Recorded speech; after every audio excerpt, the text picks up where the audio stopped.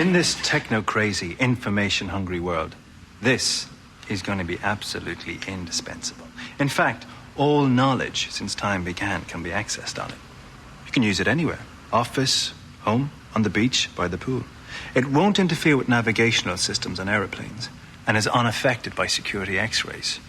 It's durable. You can bang it, drop it, and it won't lose its memory. It has no connecting wires, no modem, no keypad, and doesn't use batteries. It weighs just a few ounces, and it costs from about $5 up. It's a book.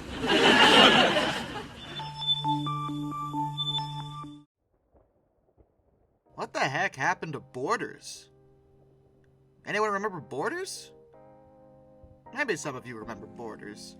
They were a huge bookstore, and could be called a big box store, although some of their outlets weren't necessarily of the big box definition, but either way, they were just a very large bookstore. And I actually remember going there many times to get books or whatever back in high school. And yet they went under. Huh. I wonder if that has anything to do with some hefty, horrible mismanagement. Yeah, it does. Let's talk about it. Borders dates back to 1971, so they're actually one of the younger companies I've talked about so far. They were first founded in Ann Arbor, Michigan by two brothers, Tom and Louis Borders, while they were still attending the University of Michigan. The first store was opened at 209 South State Street, Ann Arbor. While having somewhat humble beginnings, the store actually did pretty well. The company would proceed to grow from there, and by 1985 they were able to open a second location in Beverly Hills, Michigan, not California. And in 1989, the company hired former Hickory Farms president Robert F. D. Romualdo to help expand their operations. Although the initial expansion wouldn't last long, at least under private ownership, because they were acquired in 1992 by... No. What? Why are you in this story? Yes, for a brief period, Kmart actually owned Borders. And they managed them about as well as they managed themselves. Kmart had already acquired the mall-based book chain, Walden Books, 8 years prior, but they were having a lot of trouble managing book sales. They really didn't know what the heck they were doing. With the acquisition, Kmart merged both Borders and Walden Books together, and the reason they had bought Borders at all was because they wanted Borders' senior management. We're all very experienced in book sales, and would be able to help deal with Walden Books, which was struggling. However, Borders' senior management didn't really want to be a part of this at all. They simply left the company. The result was that Kmart suddenly had a much larger book division, but with none of the experienced staff that they had, paid for. And it wasn't as if they didn't have competition. Both Barnes & Noble as well as Crown Books were large rivals of the brand, and they couldn't screw around with this. But they really had no way to fix it. They only had ownership of Borders for 3 years. And they spun off the whole thing in 1995, alongside the Walden Books brand. This rendered Borders independent once again, and they were initially called the Borders Walden Group, though by the end of 1995, they renamed that to simply just the Borders Group. But independence seemed to be exactly what they needed. Now that they weren't under the thumb of Kmart and being mismanaged like crazy, they had the freedom to hire people that actually knew kind of what they were doing, and they started seeing profits, so much that they were able to expand, even internationally. They pushed into places like Singapore, the UK, and they tried to get into Canada, but interestingly they were rejected, as they failed to meet Canadian ownership regulations for book retailers. And they pushed with their aggressive expansion. By 2003, they had 1,249 different stores, but that's including both Borders and the Walden Books names.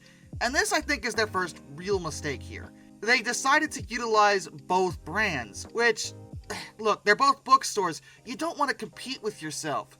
Granted, they had the good sense to not put those stores next to each other, and what they were trying to do was keep the Walden Books in places where they were making money, and then put the Borders in places where they were making money. And the whole point of Walden Books was that they were smaller and mall-based, whereas Borders developed into more of a big box outlet. Very large buildings, so in this context, this compete with yourself issue isn't quite as bad as in other situations. And in 2004, they even reached an agreement with a Starbucks subsidiary named Seattle's Best Coffee, which is now owned by Nestle, not Starbucks.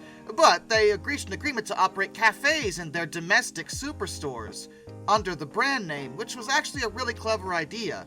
Borders wanted to give a real homey sort of cafe-like vibe. You could go and look through a whole bunch of books, find one you wanted to read, and then sit down and have a coffee while you enjoy your new book purchase. One of the best things about Borders was the atmosphere, and that's one thing they did do right. They maintained that right up until the end of their existence. But truth be told, the mistakes started happening into the late 90s. And like many retailers, it had to do with digital sales, as well as digital media. Borders' biggest competitor was Barnes & Noble. And in case you haven't noticed, Barnes & Noble's still around. What's the difference here? Because even online, you can find people saying that they actually don't like Barnes & Noble's atmosphere as much as Borders. So why did Barnes & Noble beat them? Oh, it's because Barnes & Noble invested in digital media well in advance of that boom. They had the foresight to know better. They invested heavily early into their own online shop, where people could go online and buy books directly from them and have them delivered, while still operating their brick-and-mortar establishments. Borders didn't push forward with online shop until the early 2000s, and even then they did it wrong. You know what they did? Do you know what they did? Do you know how they did this? You're gonna love this. You're gonna think this is just the best thing ever. These unspeakable geniuses, these top-tier, big-brain, we know better than you common folk people, decided to outsource their online book selling to Amazon.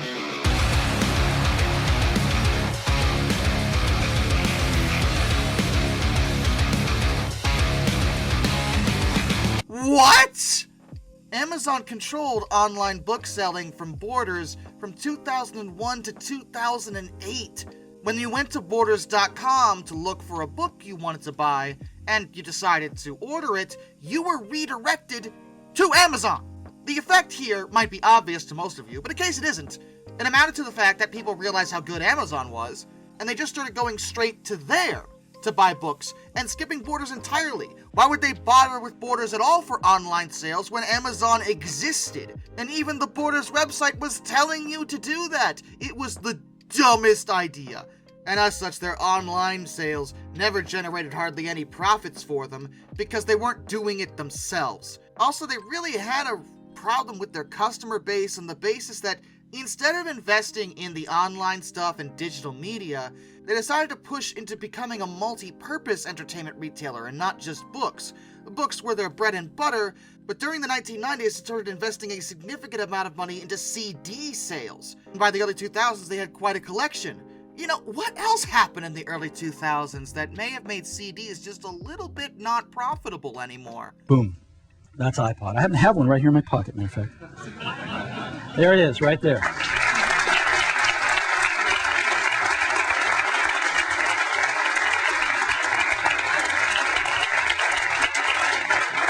So, this amazing little device holds 1,000 songs, and it goes right in my pocket.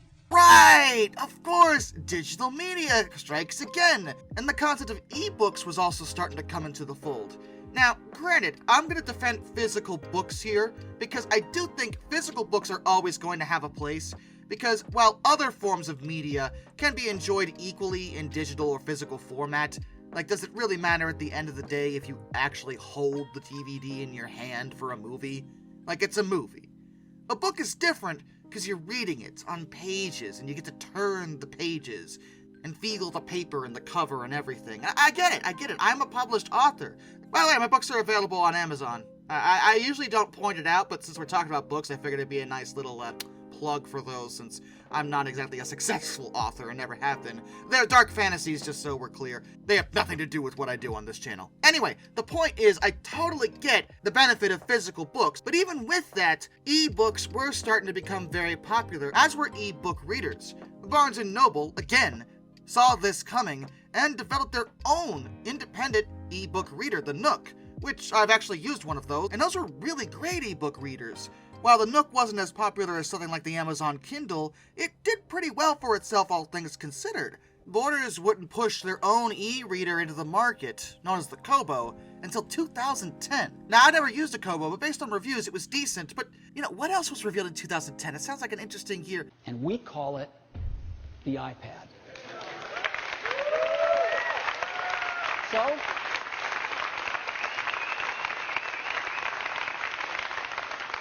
let me show it to you now. This is what it looks like. I happen to have one right here. That's what it looks like. Oh, right! Tablet PCs are now relevant, and suddenly dedicated ebook readers are no longer nearly as popular because tablet PCs can do that, as well as a whole bunch of other things. This was Borders' biggest issue more than anything else. They were late to every single party involving modern technology. They didn't push into online sales, they didn't push into the ebook reading market, and they just kept pushing their physical media brick and mortar stores, and that's great, but a lot of these stores had other problems. A large big box outlet does come with some risks involved, and that's mainly due to the size. Some of the Borders were massive, and that was great because they could put a lot of stuff in them, but a lot of these places were leased, and the lease was sometimes for 10 or even 20 years. That meant that when a place turned unprofitable, it was really hard, and by hard I mean basically impossible, for Borders to close down those locations. They had to stick it out, even if they weren't making any money on it. Towards the late 2000s, they started pushing other brands like Digital Center that sold tech, but it was way too late for that, and the only thing they could really do was revamp their own stores with things like curvy tables and stuff to be very stylish. And yeah, the stores were nice. I remember what Borders looked like. It was a nice place to go in and look for books, but that's only part of the equation here. You're not making any money off of this. There is a ton of people, most people, who are sitting at home purchasing their books online, not even buying physical books anymore. And while I applaud you for still selling physical books, you also need to get into the other market if you want to actually stay competitive and, not die. But, here we go. The last year that Borders managed to make any money at all was in 2006. Over the next 4 years, their yearly income began to drop heavily by a total of $1 billion. A billion, with a B, over 4 years. That's horrifying. It was so bad that in March of 2008, they announced their intention to sell the chain because they couldn't manage it. They were rumored to even approach their competitor, Barnes & Noble, in the hopes that they would buy them out. They had a heavy load of debt, having to take various loans in order to stay afloat. But a lot of those loans, particularly one from Pershing Square Capital Management, had very high interest rates. So if they ever had any hope of paying it back, they would need to do a complete 180 in terms of the profit situation. And no, they would never do that. Their price per share dropped to just $5.07, and it continued to go downhill. They were trading at $1.30 by December 11th, 2009. They tried a lot of other things during this time, scrambling to find anything that worked. They signed an agreement in 2008 with Lulu Press to create Borders Personal Publishing, which allowed authors to self-publish their work, like I did with Amazon. Yeah, you can see how well that went. And on January 5th, 2009, they changed CEOs. Ron Marshall would immediately take over, and their former CEO, George L. Jones, received a severance package of $2.09 million. Really? So you steered the company into the ground and you get a severance package of over $2 million? Really? That's I think if normal people screw up on our jobs, we get fired and no severance packages at all. I'm just saying these management changes were, of course, due to their holiday sales having fallen by a horrific 11.7% that year. Something that they didn't expect, because again, holiday season, people buy gifts, and one of the most popular gifts for people are books. And no, they just weren't selling them. As 2009 wore on, there was a series of layoffs, as well as new promotional deals with major publishers. Though none of this helped, and by August, 5 of the 8 members of the board announced their intentions to just straight up quit because they were so over the situation. In November, they started closing down some of the Walden Books outlets. 182 of them were gone by January 2010.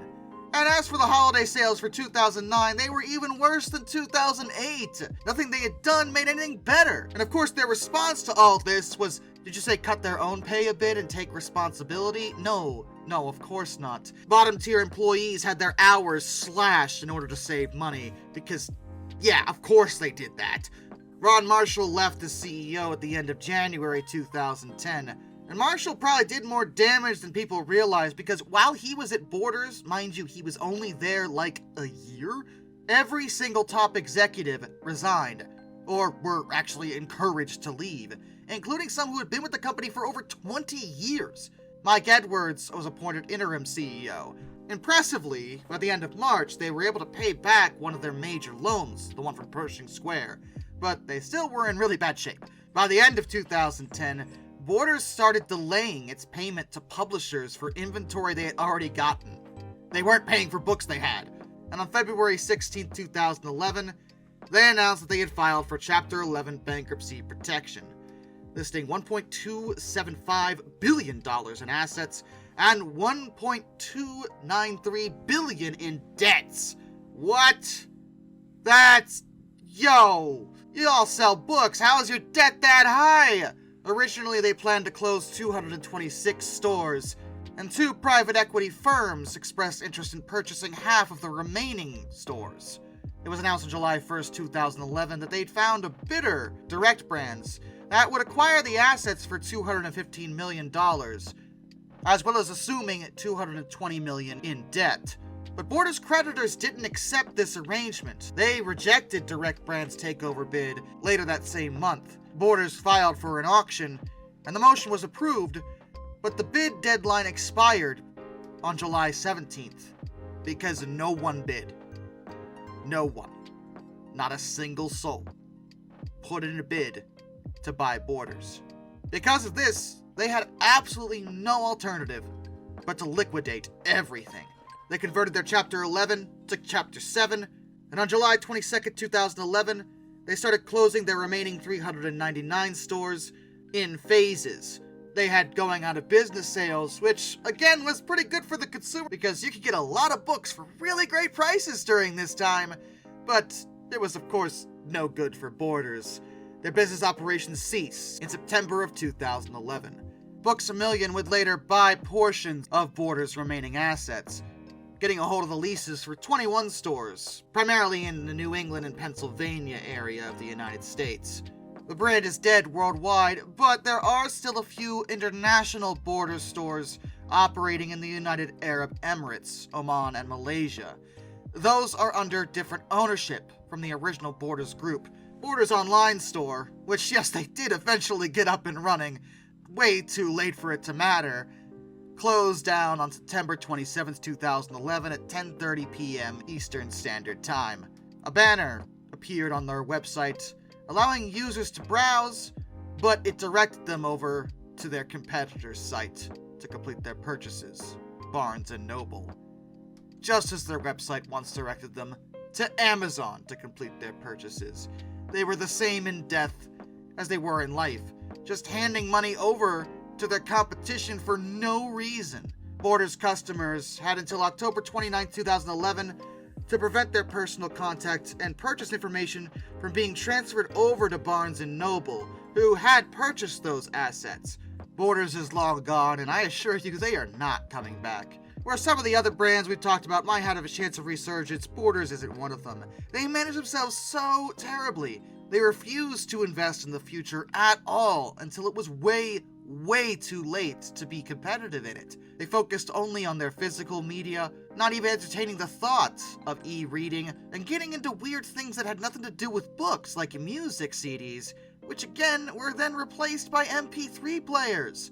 Their stores were much too large and too expensive to operate for the amount of money they actually brought in, and in the end, they're nothing but a memory. Now, in fairness, a lot of people do remember them fondly, because the one thing I'll give them, and they did do right, was that atmosphere. The stores were nice to be in, but it doesn't matter how nice a store is. If it doesn't make money, it can't stay open. It's just a simple fact of business. And for Borders, they were all style, and just no substance. And with that, a special thank you That's all my underwater train finders. Some Dude 267, Benjamin Owens, Anzac A1, Arthur Roy, Jack Carson's Road Videos, Lord Off 444, iSurfer 1405, Charles Kwiatkowski, Matt Weaver, Tom Redline, NS Productions 8104, Wheeljack 8401, Rescues, Greyhound Slub Baxter, Caleb Crosswhite, Josh Johnson, Caleb Brainwaters, Perez Drenton, Master of None, Travis Linsky, JBL Explorers, Tommy Rossini, Ben McCullough, Panzer Kitson 131-232, Mark Holding, G Wiz, Mr. Terrevel, Hayden DeGrow, No, Kurt Forkham, Ohio Trucker 1, Mr. Sleepy, Harry, Drew Debris, George Kenny, Kevin Wood, Liam Wright, Morris Hillman Productions, Hendrick Motorsports Fan 5, Hannah Bird, Duraushi, Your Mom Liked It, Windy City Rails, A Person 723, William Nemo, Dr. Racer 78, Shimasu, Murder Drone Stall, Eric Hutton, AET Museum, NJ 1969, Metal for Life Guy, Andrew Bowen, Crimson Rose, Ryan Wehofer, Jared Brussel, Zintac M, Boss K, and of course, my dad.